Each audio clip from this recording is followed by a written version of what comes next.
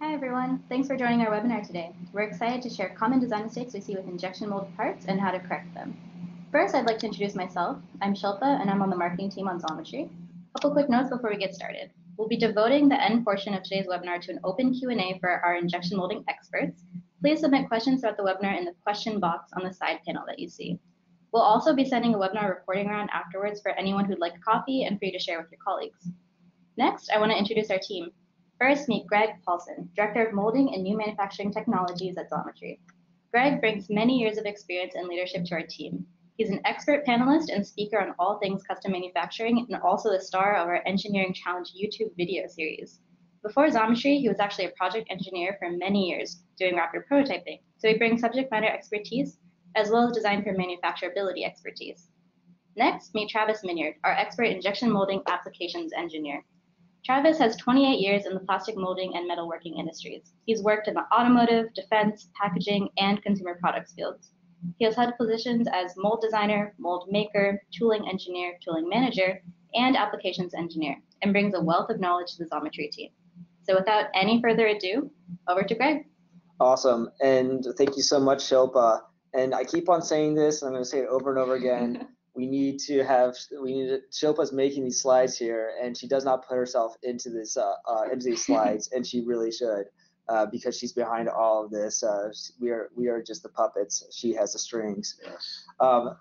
But yeah, really excited to be here with Travis, and Xometry for quite a bit now. We have been offering injection molding as a service, along with our other services like 3D printing, machining, sheet metal, and urethane casting.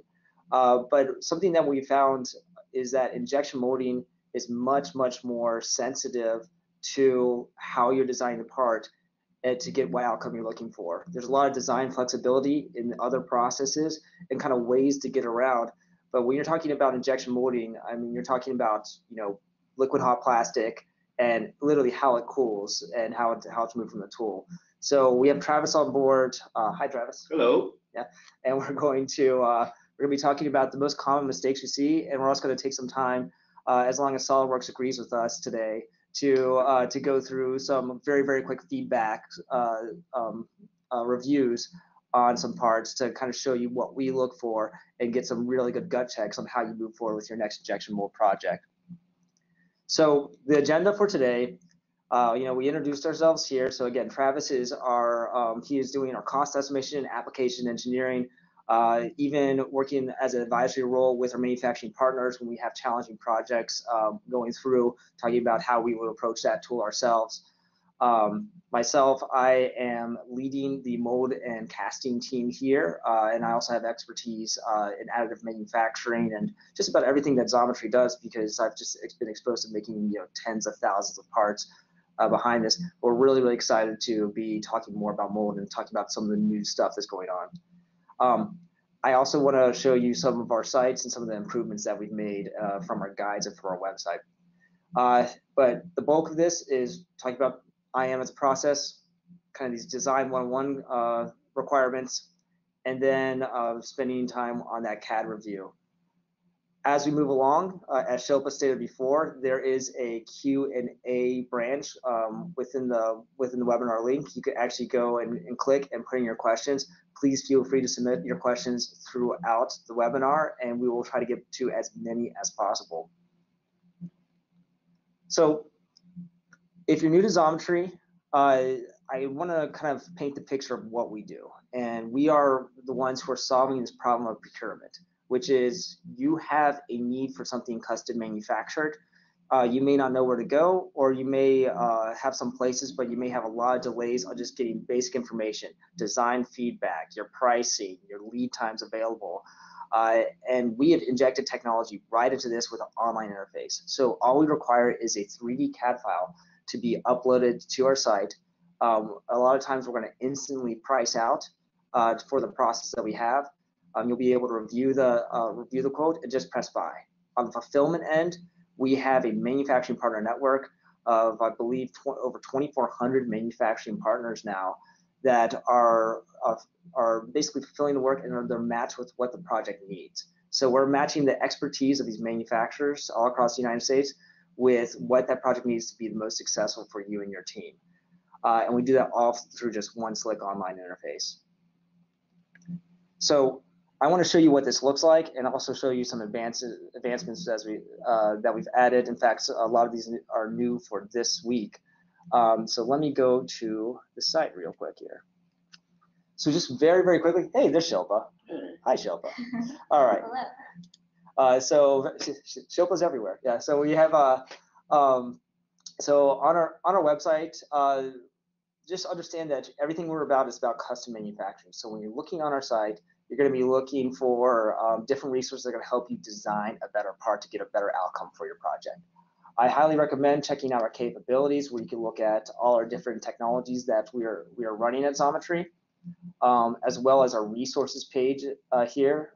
In fact, I actually opened up from our design guide section a brand new, fresh on our website as of a couple hours ago, design guide for injection molding. So we just recently updated this. We've essentially opened up our box for what we do, as well as the materials that we offer, as well as the surface finishes.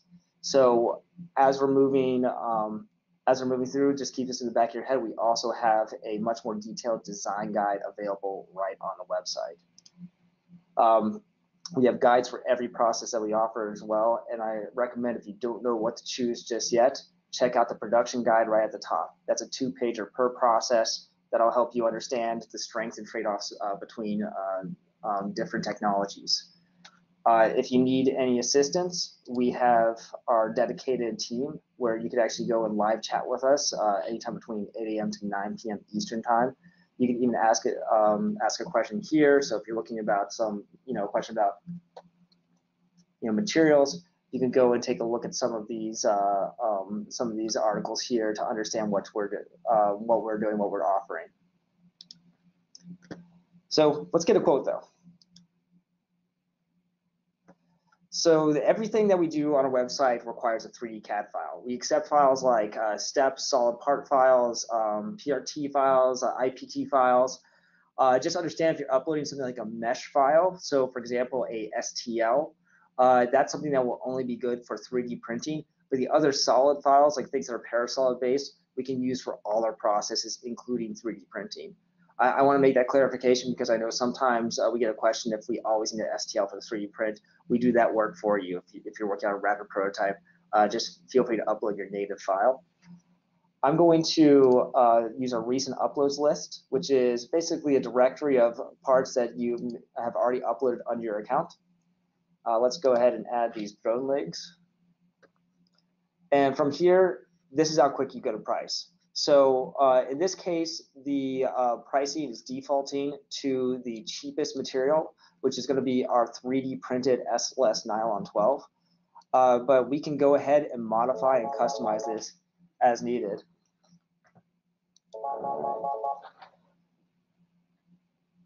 And out of the blue, a phone starts ringing. All right. So, anyways, we have our drone legs up. I could take a 3D view of this. Right now, there's no DFM feedback for the 3D printing process because this one is fairly manufacturable. But say I wanted to change to a different process, so you can see all our 3D printing processes here, as well as our other technologies. I'll get to injection molding just in a second because this is really the highlight of today. But say, for example, I do CNC machining 6061. You'll see that these internal sharp corners start highlighting as something that will need to be edited in order to manufacture this successfully with that technology.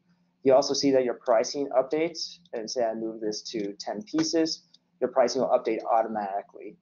You could further define your project based off the technology you choose. So if based on this material, we have different finishes available, so like anodize or plating or powder coating. You also look at tighter tolerances than our standard 5000s, surface roughness callouts, and things like part marking or inspection reports. You can also specify in the modified part model. But just to understand that this is how quickly you can get a quote, whether it's just a make the part for me now or I'm looking at a full production run. We use this single interface. You can see your lead time here, as well as if you do want to add something like material search, or even if you're working in an ITAR work, you can just quickly select that, and all of a sudden we can update that pricing and lead time. So for many of you, if you're used to the site, that's old news. You know, it's very exciting. We've seen some better UX changes. A way cool viewer. This Hoops viewer that we're using is just freaking awesome, and we're adding more and more to it. But you may have not seen this option before. Late last week, we added injection molding as a selectable option on our website. Previously, we were working through a separate portion of our site to take on injection molding requests, but now we make this much more fluid for you. First off, we're probably going to make more than 10 parts here, so let's go, you know, 12,050 here, or 1,250. So I'm going to update this, and I'm going to move to injection molding. Let's make it out of acetal here. Let's go ahead and make it light gray. And if you need requirements like adding a filler to stiffen the material or an additive like stabilizer, you can add that here. But what this tool allows you to do is fully customize what you need to make your part, either from a prototype level where you just need some parts in hand that are for a first run trial production, or if you're working all the way to full spec manufacturing. We're giving you those choices to select and customize your request right away.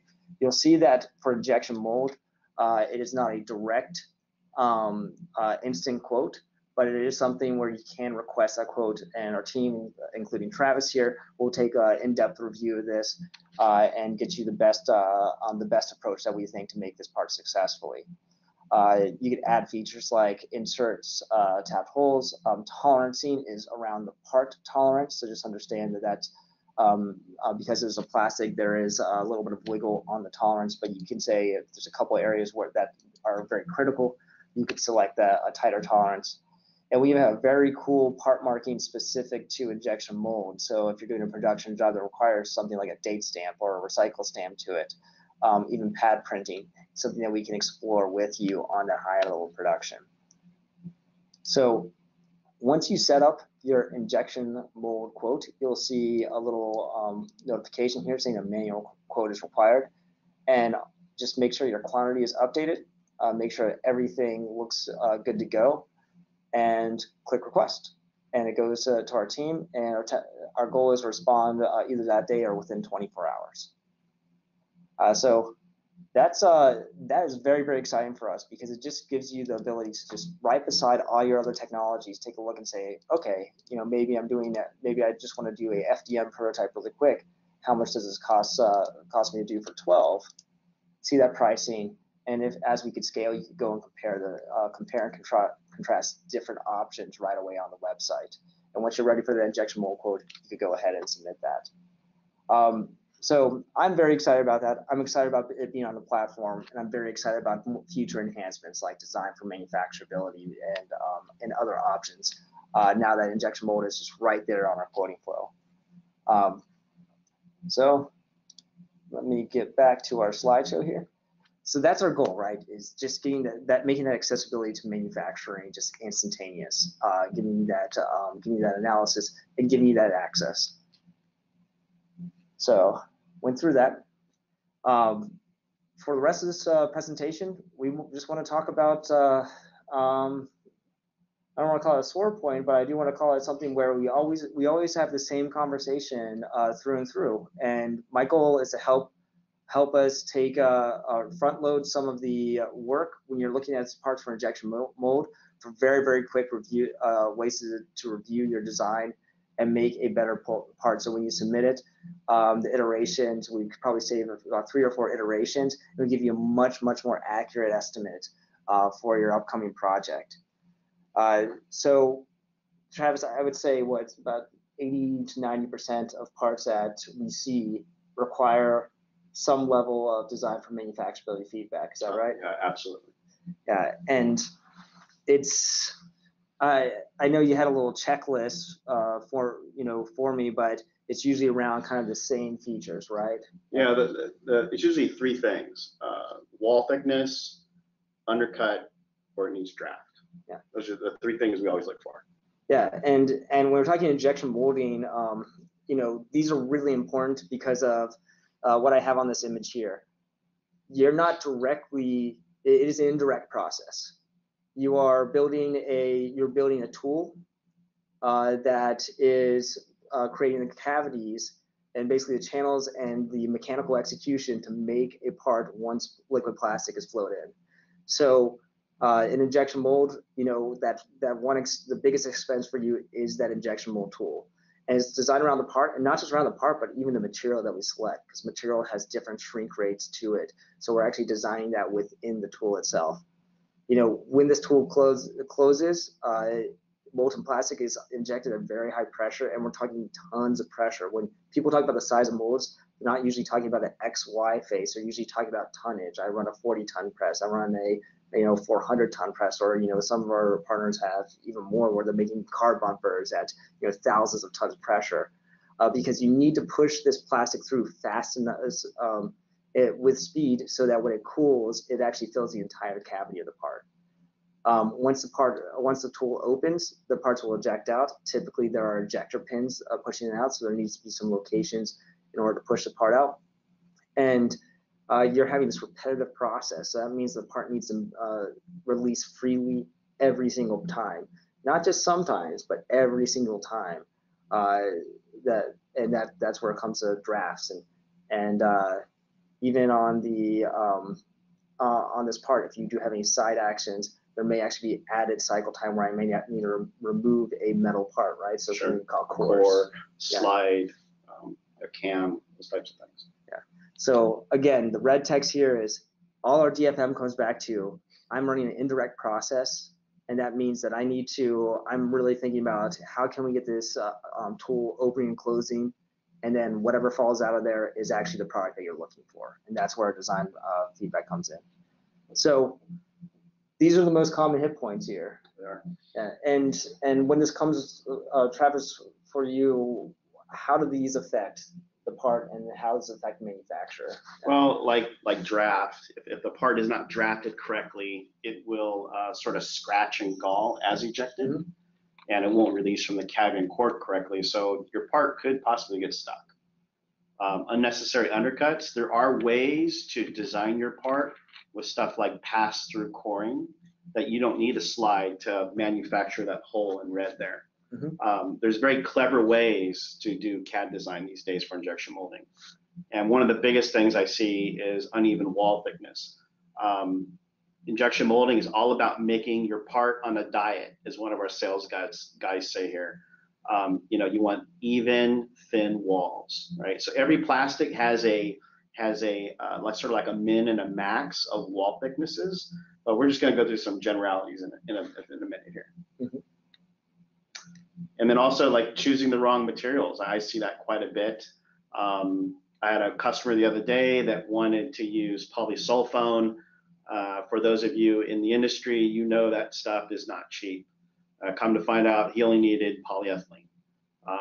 Vast differences in price per pound. Which is the commodity of injection molded polyethylene. Absolutely. Cheap stuff. And then not embracing radii. I see a lot of parts that have sharp corners. I know if it's under a load, it's a break point, right? So adding radii is critical, especially for something that's going to take a load. And in general, radii is probably the universal rule of all manufacturing. Is you'll create stress points that may not be necessary within your part design without radii, and just a very, very simple radius there can help with a couple things, including distributing the load, but also allowing the part to better release. It looks prettier. It looks prettier. Yeah. So I'm going to change seats here. So Travis, let's drive through and go through. Let's start with this guy here.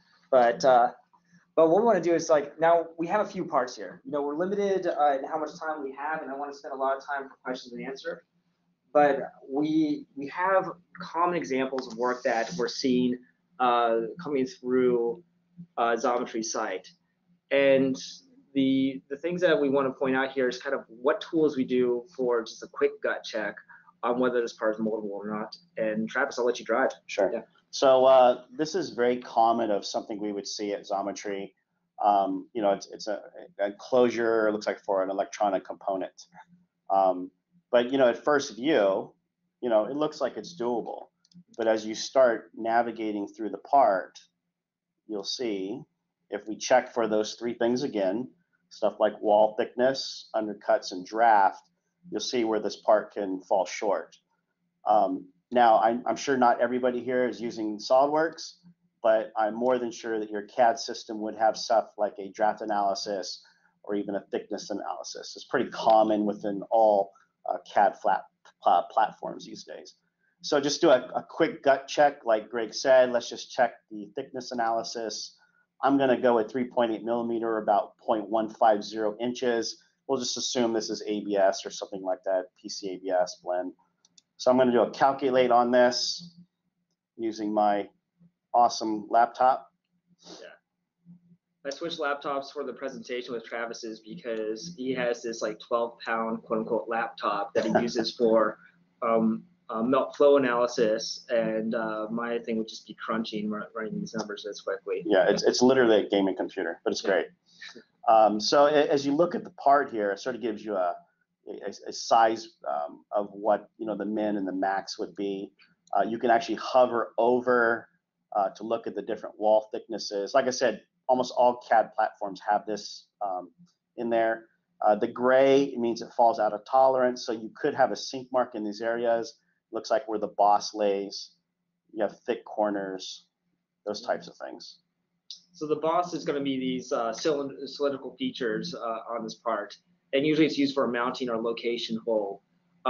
Very, very often, sometimes it's unavoidable. You have locations where the boss is just going to draw some of that material as it cools through, and as that material cools, and you have this thicker feature, you're going to get a small little dimple in, and that's what we're calling sink. Mm-hmm. A lot of times that's acceptable, but if you the greater the ratio is of that wall thickness to the thickness of the boss, the more and more noticeable that sink mark's going to be. And if it's on a cosmetic side, you may want to look at approaching your design a little bit differently to get the same function without that effect. Mm-hmm. So one of the cool things this designer did is they actually put a hole through the center to reduce the plastic cycle time and sink mark. But if you look at the design here, there's no standing ribs that hold that boss in place. So more than likely, post-molding, that sucker's going to lean a little bit. So if you put the assembly together, the screws may not match up. Just sort of best practices again, you probably want to put an attachment rib from the wall here to the boss itself. I think these little ones would be fine. So going on, so we checked wall thickness. Now we're going to check for undercut. Like I said, most CAD platforms have this type of stuff. So you can actually run a draft analysis. I'm going to run it off of that feature. And I'm going to use sort of a 1/2 degree per side as a baseline. I'm not quite sure why it's shadowing right now. It's the bottom of the part. Oh, you're right, because I'm isolated. Your fancy race car laptop, yeah. No, it's SolidWorks. So if you look at the green, that means you can actually hover over it saying 2 degrees, and these have no draft at all. Okay, so if I switch the side, so this side is okay. So if you can imagine, the mold would open, and this would be the line of draw, the arrow, and the part needs to come off of here freely, something like that. Yeah, and so for us, like what we would like to see is, as you're looking at part getting ready for injection mold, the draft analysis is a really, really handy tool because you're selecting a face that's essentially going to be the parting line. Usually you have 2 main directions of pull, which is because you're looking at, if you look at that injection mold image that we had, you're basically opening and shut. So we're looking at these directions of pull to understand what's going to snag. And without draft, you are going, like, it's something where we really can't manufacture that confidently, saying every time I shut that tool, it's got to open, and the part that you're expecting is going to be coming out. Mm-hmm. So I actually use the draft analysis for the undercut detection. SolidWorks does have the undercut analysis here. Let's try to use this one. We'll use that as the face of pull. So what it would do is it would say anything in that direction, it would basically light up as a color, like this is saying this is an undercut to this side. But we'll do it on the other side. So if we grab this part, this one we had, right?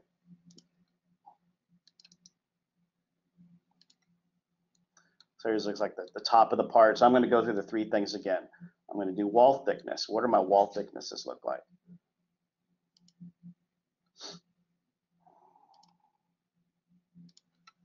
And so in general, we're using 150 thou as just a gauge.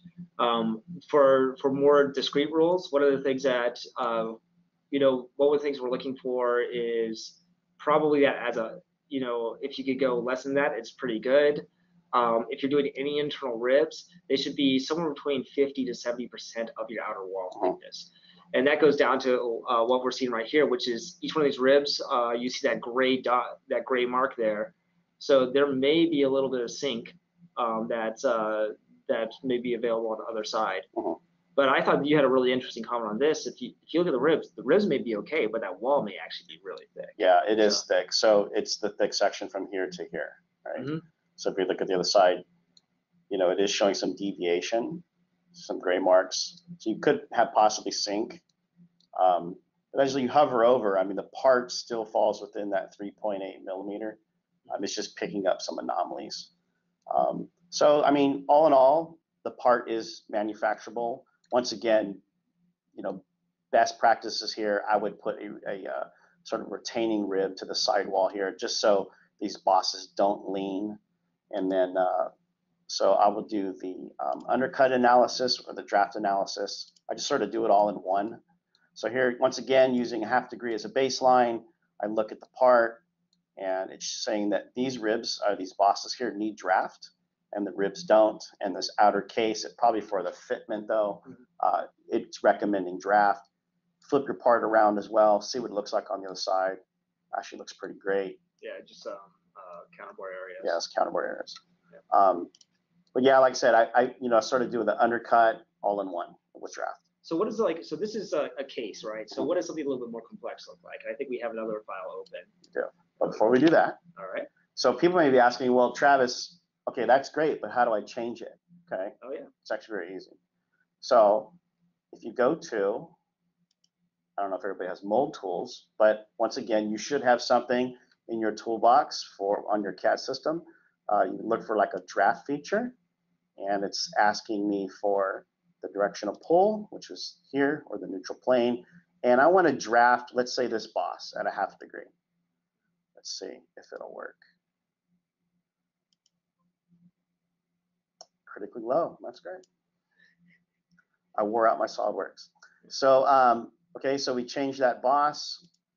Let's look at the draft analysis off this plane. Look at that, we changed it in like 5 seconds. And that's literally manufacturability versus non-manufacturability. Yep. So we really want to show you how quick some of these tools are to use, and also that they're located in almost all professional CAD has some version of this. Sure. And one good thing going for, especially the design people out there, is that you already have a model tree. I'm running off a step file, and I can still do it, right? Yeah. So this one's more complex, right? So this is something that you could tell has a lot of TLC put into it on the design aspect, and you want to show the kind of like the ugly side of the part there. You can see a lot of light weighting on this piece. So I think we had this because we can show some minor improvements made, because it always there's just a little bit that you can do better. And we also I think we found a feature on the undercut. We did after looking at this part. Yeah. So it looks almost like a scale housing or something like that. So just once again doing the draft analysis, we see that nothing's drafted, right? And we're looking for undercuts, right? So that would show up as red. It's showing up in here because it is literally undercut on the underside of that. But as we're looking, just the underside of the part, there's nothing red. As we flip this over. So when you're flipping it over, you're essentially assuming on the other side of the tool now, this is how we'll release the part. So if you look at the arrow, that's the way it would pull. So if we look at this, it actually looks pretty good, right? But as you start looking deeper, oh wait, there's an undercut here on both sides, right? So that means when this was designed, this groove in here was not designed in the direction of pull. Now there's actually an easy way to fix that. If we were to look at this from a side view, if you were to just design these walls in the same path of the arrow here, this wouldn't be die locked, and it wouldn't require some special slide, right? Slides cost money, or people call them cams or picks. adds a lot of cost to tooling. And it's interesting because if you look at the internal features are going with essentially the vertical direction of pull. So it's that only an extra extrude.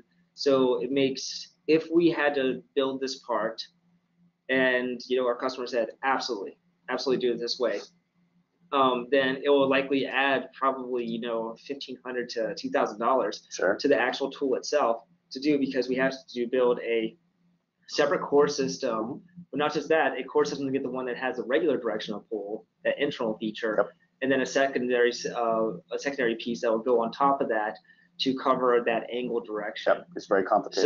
So by making just basically a change in the extrusion direction, you're saving a couple $1,000 on the tool itself. Easily. Yeah. So once again, the design folks out there, because we know this is zero, right? How do we change it? So like I said, going to your tools, you should have some type of draft. You could pick a direction of pull, or use this as a neutral plane. We want to change this wall. Let's see if it'll let me. Look at that, changed it automatically. Beautiful. It's that simple. Okay, so now we know that this is a half-degree draft.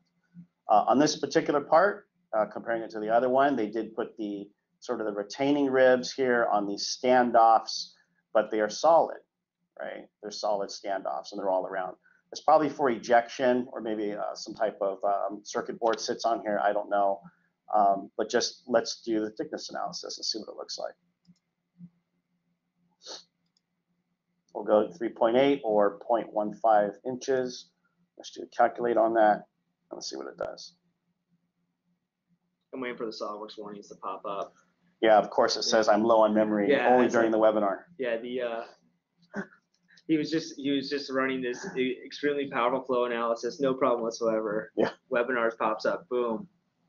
Yeah, I don't know how many of you dealt with SolidWorks plastics, but it's basically like an FEA for your part. We run all of our parts through here, not only to get stuff like cycle time, weight, but we're trying to be as accurate as we can. We don't like to guess. So on this, you're looking at the thickness analysis, and really everything is okay except for those gray points, right? So so I would probably core that out. I would. Yeah. On something like this, actually, Greg and I were talking about this earlier. You could probably put a pin in here and maybe a sleeve ejector. It might cost a little more for the construction of the mold. It's not like it's gonna kill anything. You would probably make it up on the part cost difference just because the cycle time. But if you look at the back side of here, look at all this gray, right? So this deviates from that threshold. More than likely, you're gonna have pretty big sink marks here. And then also on these corners where the bosses sit. But the outside of the wall, I mean, it's not bad. But if this was a cosmetic part, assuming it's a scale, and this is literally front facing to the customer, it's gonna look bad. Yeah, we very likely want to mitigate with either thinning out the feature there, or adding coring on the rear side of this part. So to essentially add structure without actually adding extra material. Sure. So just once again, the three things I always look for is wall thickness, undercuts, and draft. And really, if you can work those things out before we get it, it would be a lot, less back and forth. I've literally seen thousands of CAD models come through our doors, and like Greg said, 80–90% of them are not ready, maybe to that degree.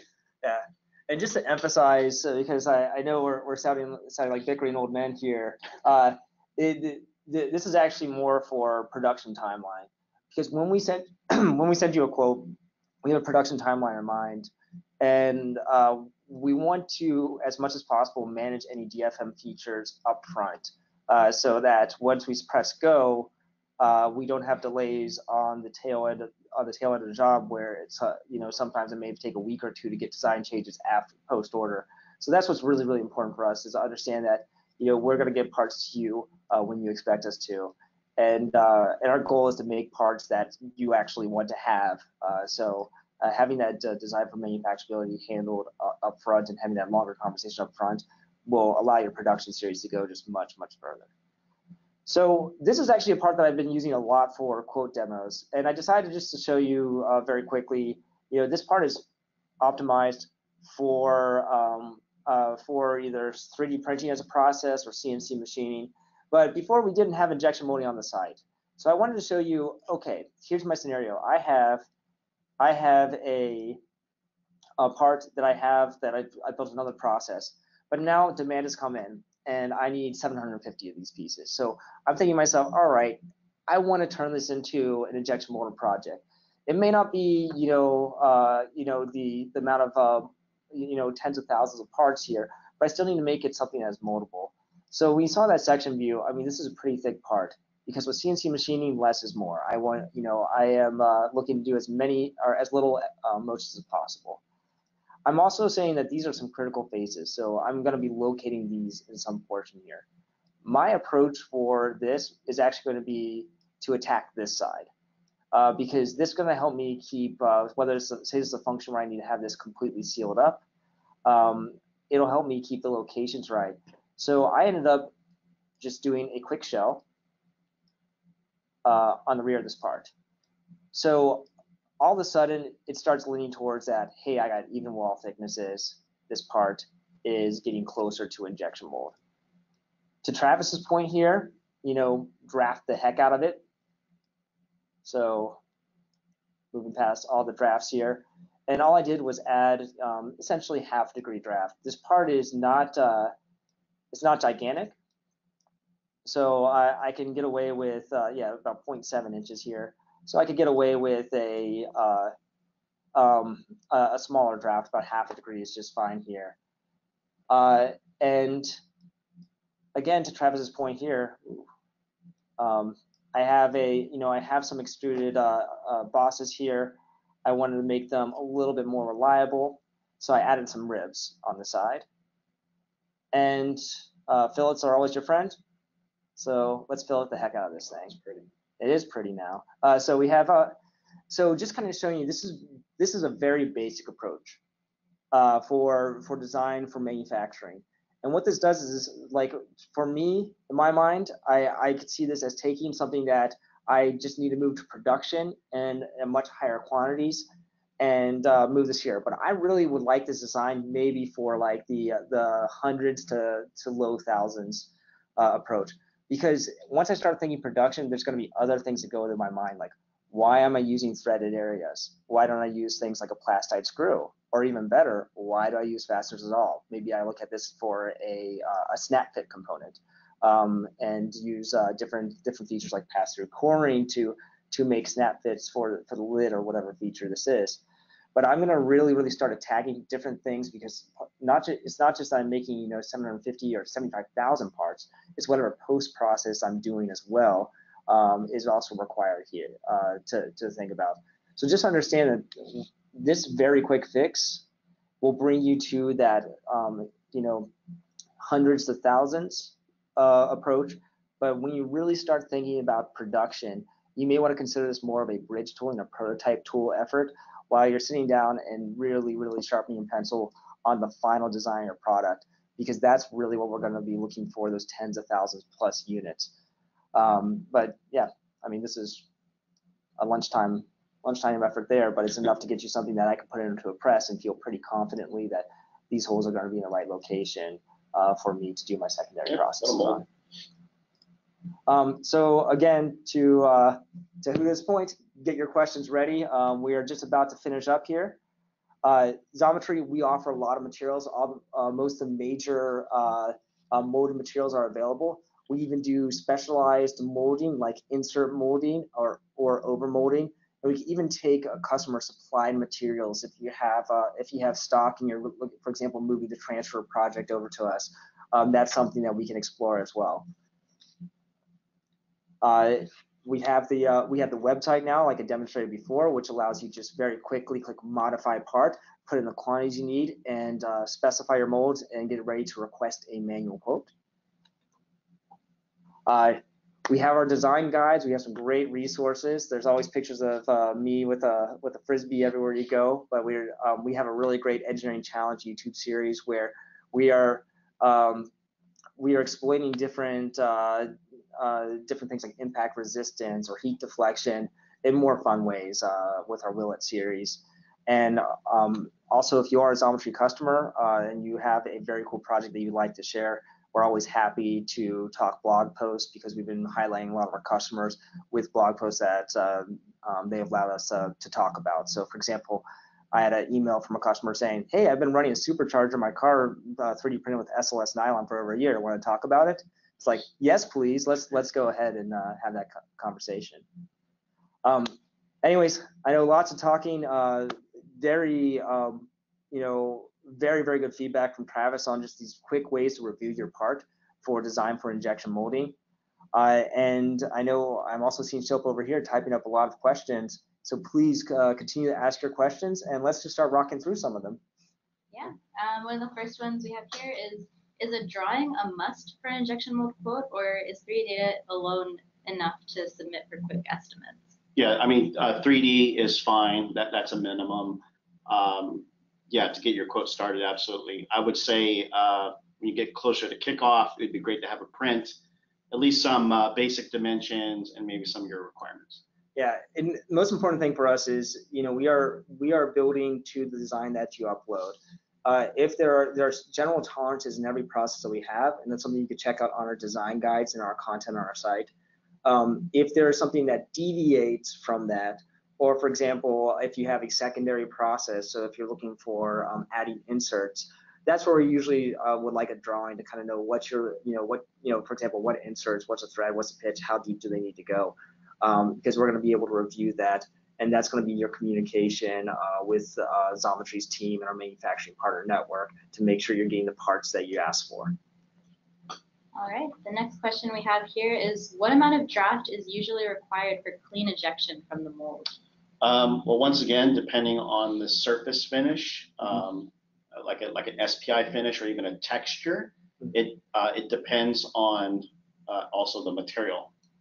I always start with just a half a degree as a baseline.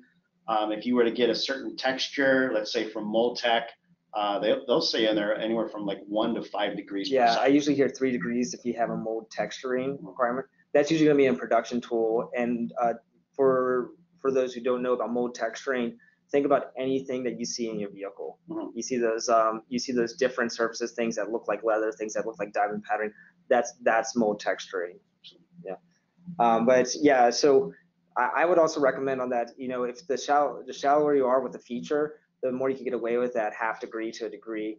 The deeper you are with features, you're probably going to want to be as generous as you can, while the caveat is while keeping an eye on your wall thickness. Because when you do add draft, the way that Travis was explaining that, a lot of times that draft actually expands the base of your part. So say, for example, you have a rib, but that rib is 2 inches long. A 1 degree draft can actually, triple or quadruple the width of that rib at the very bottom. Or you can go the other way; it turns into a knife edge at the top. or it just makes it a sharp point. So at that point, sometimes that's okay to go to a lower draft and kind of mix around. And on our side, we'll call out if there's any issues with that. But especially I've seen on ribs the size of bosses, including actually a case yesterday where we moved to, I think, even reduce it down to like about a 1/4 degree in order to make sure that it would make successfully and the wall thickness wasn't going to get overboard. Sure. All right. Someone is asking, are there any part size limitations for injection molding? Well, that's a loaded question. Yeah. So I can tell you if you are, it depends on the process. So if you're looking for a low volume bridge tool, and you're looking for a relatively quick lead time for the industry, then you're probably going to start looking under that, under about 8 inches or so on the X and Y, and no deeper than about 3 inches. But what we talk about is tonnage, right? Sure. So it's not just about, although there is like a sometimes X, Y, and Z restrictions that we put up for general use. It's really about what's the ratio of your part and how much plastic we're putting in. Because what we're going to do is we're matching that part with really what type of tool is necessary to be made to make that and what tonnage press. I mean, we generally try not to say no to anything, but even if we can't do it, maybe we can steer you in the right direction to have it done somewhere else. Yeah. All right, someone is asking about materials. Do we offer EPDM rubber or electrically conductive EPDM rubber? We do not do EPDM. That is well, depends what you're doing, but it is not a thermoplastic. EPDM needs to be vulcanized, so it's not a thermoplastic process. We do offer very common materials like Xometry, which is very, I guess, pace to pace with any EPDM rubber. Think about like a lot of times like when you have an outdoor unit and you're pressing a button and it has that rubber over the button, that's often Xometry. Mm-hmm. All right, is there anything unique to consider when molding clear or transparent parts? Yes, generally you want a high surface finish in your tool, so like an SPI A finish, but with that comes a cost. Polishing is a completely manual process and it's very expensive. Another thing is with molding a clear part is using the correct material, something like acrylic, polycarbonate, and there is a process to make a clear part as well. The machine needs to be purged out very well. There's generally a lot of sampling done to get you a clear part. Okay. Are we also offering multi-part injection molds?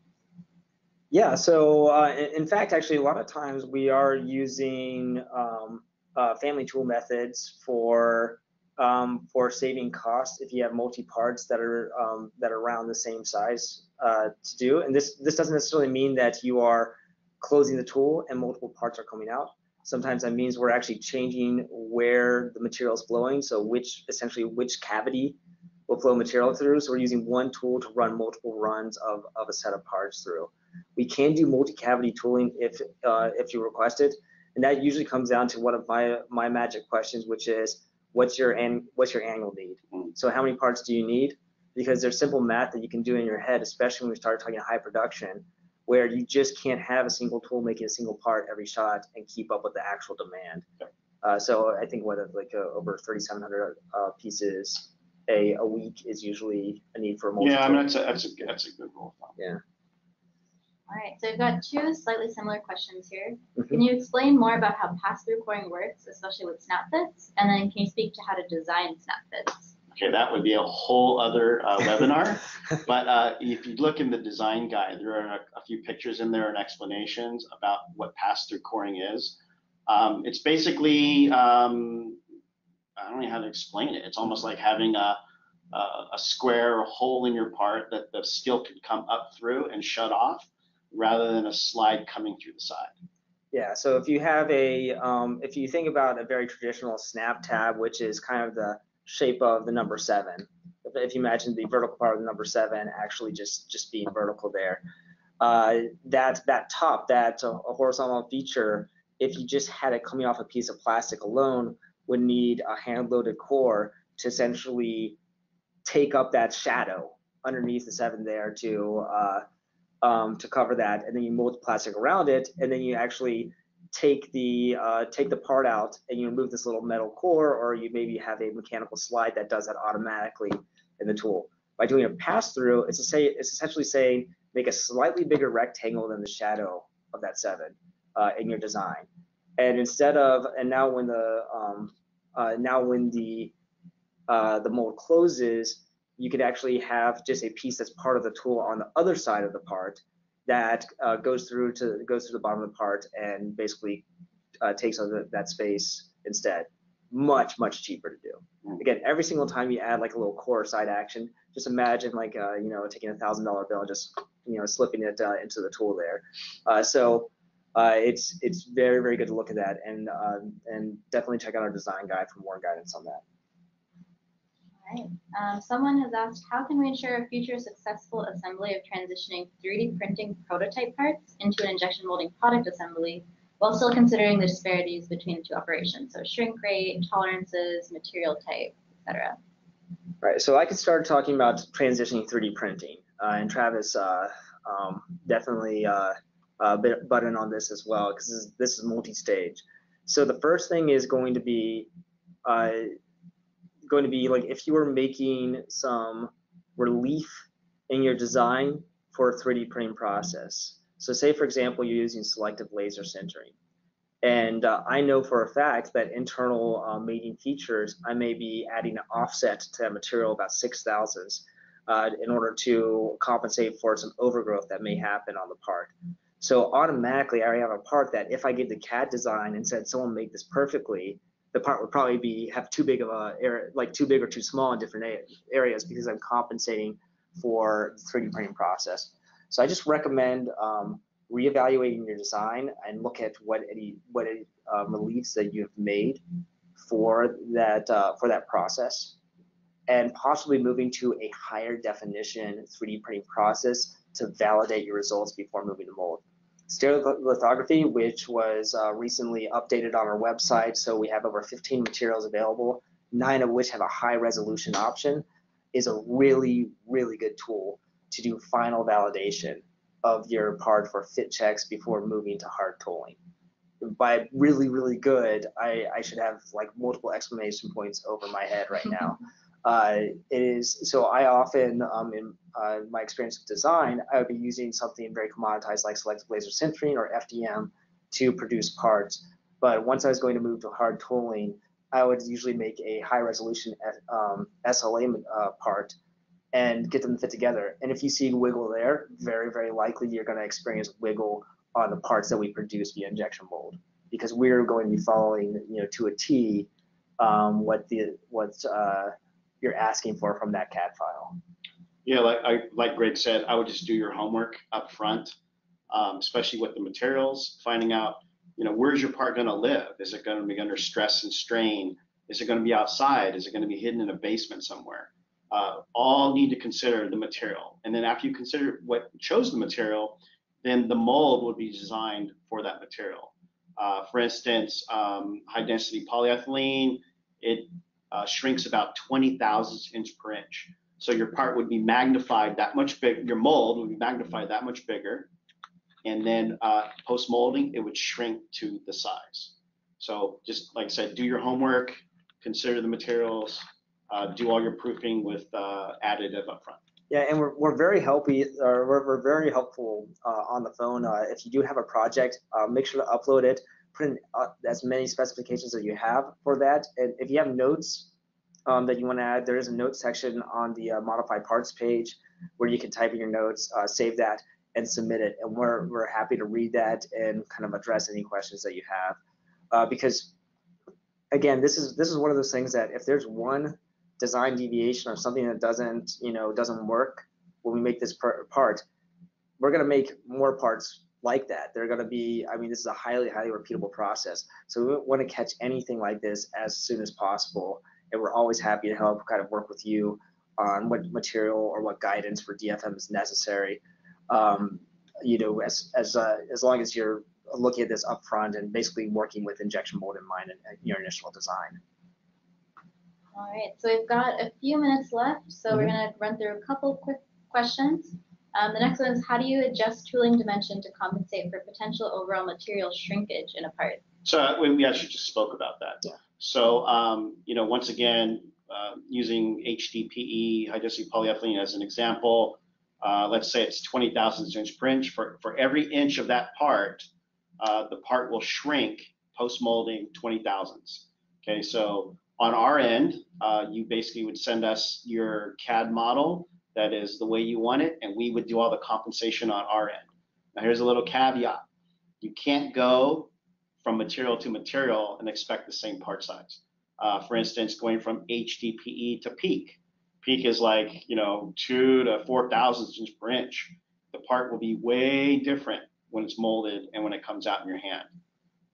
Yeah. So again, going back to one of the initial slides, we want that material settled down to very high level of confidence before cutting metal, because especially on larger, more critical parts, a change in material may often mean a change in the tool. Sure. Yeah. All right. Next question is, what is the ideal best thickness and draft angle to shoot for in a design? Is there one fits all, or does it depend? So I hang out with I'm usually pretty conservative. I've actually was more conservative with draft design until I met Travis, because he goes fast and loose with draft angles. But usually half a degree as a minimum, unless it's like a long cylindrical feature that's like has a a mating feature, is going to be a good place to start.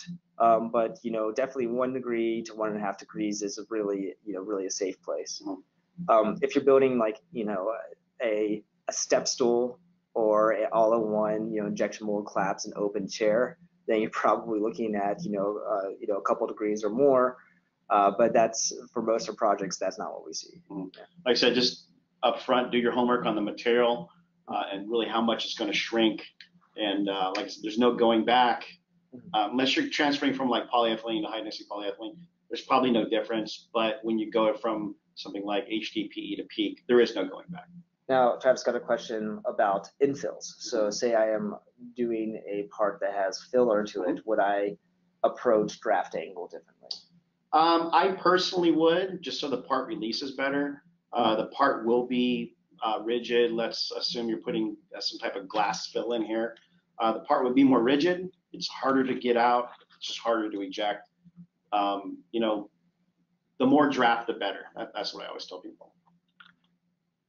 Okay. Next question: do you offer advice on materials selection based on the application type? We do, absolutely, we do. I would just first start off with a quote.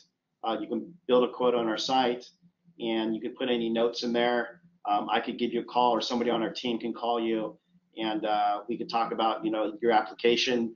Once again, where's your part going to live, and what's it going to do? Yeah.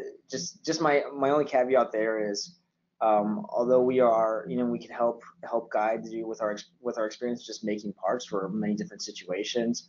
Ultimately, the engineering side. So if if you're looking for like FEA analysis or something that's about the mechanical function or the overall need of the parts based on how it's affected the assembly, or torque torsion that's going to be assessed with, that's not necessarily what we're doing. We're really focused on the part, like just how can, like, here's the part, here's what's needed to get it physically made, and based on what we've talked about, these are what we would suggest. So just understand that there's different levels of engineering required, where we're really focused on that design from manufacturer side of it. All right, so final question that we have time for. Travis, someone is curious about what kind of laptop you have.